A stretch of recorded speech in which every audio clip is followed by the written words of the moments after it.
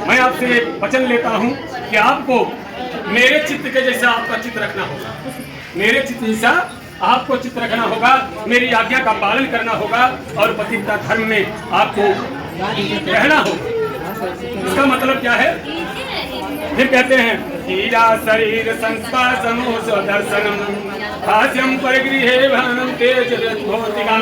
कहते हैं कि जब मैं घर पे रहूं तो आप सोलह श्रृंगार करो, नाचो गाओ, पड़ोस में कहीं शादी विवाह है, उत्सव है, मेला लगा है, दर्शन करना है, चलो करते हैं। लेकिन जब मैं देश प्रदेश में रहूं, मैं यहाँ ना रहूं, तो आपको ये नहीं करना है। आप किसी की पराये पुरुष से हंसी मजाक नहीं करेंगी, आप कहीं जाने आने वाली नहीं है जब तक कि हमारे माँ बाप का आदेश ना हो। हमारे परिवार का मेरे न रहने पर अगर आदेश होता है, मेरी मैया कहती है कि आप फला के घर चलो, तो आप चली जाओ। लेकिन अगर मेरे घर का कोई नहीं कहता और मेरी आज्ञा नहीं है तो आपको जाना नहीं है। उद्याने मद्यपाने मोनू जी कहते हैं उद्याने मद्यपाने च राजद्वारे पिता गृहे आज्ञायं विना न गत्यव्यम पतिव्रत परायणे। लड़का कह रहा है कि आप एक बात याद रखिए, उद्याने मद्यपाने, उद्यान माने बाग बगीचा, मद्यपाने मतलब जहाँ जोड़ा भाई बैठ के दारू पी रहे हो या ठेके की दुकान हो, तो आपको शाम के टाइम ना तो बाग बगीचे में जाना है और न जहाँ बेवड़ा भाई बैठ के दारू पीते हो उस रास्ते से नहीं जाना है। अगर रास्ता बनता है तो रास्ता बदल दो। उसके बाद आज्ञायं विना न गत्यव्यम पतिव्रते परायणे। अगर मेरी मैया से, मेरी बहन से, मेरी भाभी से, मेरे परिवार में किसी से किसी बात को लेकर के अगर अनबन होती है, आपको तकलीफ होती है, आपको कष्ट होता